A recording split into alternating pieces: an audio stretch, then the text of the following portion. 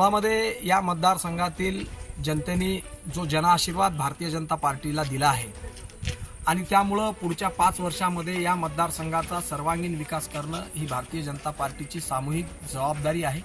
आणि त्यामुळं या मतदारसंघाच्या विकासामध्ये पत्रकाराचंही काही विजन असलं पाहिजे, पत्रकारांचंही काही मार्गदर्शन असलं पाहिजे आणि त्यामुळं समाजाच्या अशा सर्व घटकाशी येणाऱ्या काळामध्ये संवाद घेऊन उमरखेड तालुक्याच्या विकासाचं एक विजन आपण त्या ठिकाणी बनवून त्या विजनवर आपण येणाऱ्या काळामध्ये काम करणार आहोत। आणि त्यामुळं समाजाच्या प्रत्येक अशा सुशिक्षित घटकाचं, पत्रकार असतील, इंजिनियर असतील, डॉक्टर असतील, वकील असतील, अशा सगळ्या मंडळीशी आम्ही त्या ठिकाणी टप्प्याटप्प्याने चर्चा करणार आहोत आणि त्यांच्याकडून उमरखेड मतदारसंघाच्या विकासाच्या बाबतीत जाणून त्यांच्याशी चर्चा करून उमरखेड मतदारसंघाच्या विजनचं एक डॉक्युमेंट आम्ही त्या ठिकाणी बनवणार आहोत आणि येणाऱ्या 5 वर्षामध्ये त्या विजन डॉक्युमेंटवर आम्ही काम करणार आहोत। त्याच दृष्टीनं आजची संवाद बैठक पत्रकारासोबत आम्ही या ठिकाणी आयोजित केली।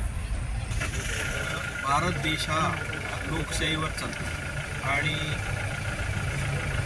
विधायिका, कार्यपालिका, न्यायपालिका आणि मीडिया ही लोकशाहीचे 4 आधारस्तंभ आहेत। आज या 4 स्तंभापैकी 4था स्तंभ आम्ही ह्या ठिकाणी बोलवला होता आणि त्यांच्याशी संवाद साधला।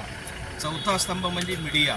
ह्यांना ह्या परिसरातील सर्व बाबीचं ज्ञान असतो आणि त्यांच्याकडून काही आम्हाला सूचना मिळतात का, आम्ही त्यांना काही माहिती देऊ शकतो का आणि उमरखेड महागाव विधानसभा मतदारसंघाचा सर्वांगीण विकास करण्यासाठी त्यांचा काही हातभार लागतो का, ह्या दृष्टिकोनातून ह्या ठिकाणी आज संवाद बैठक आम्ही आयोजित केली होती।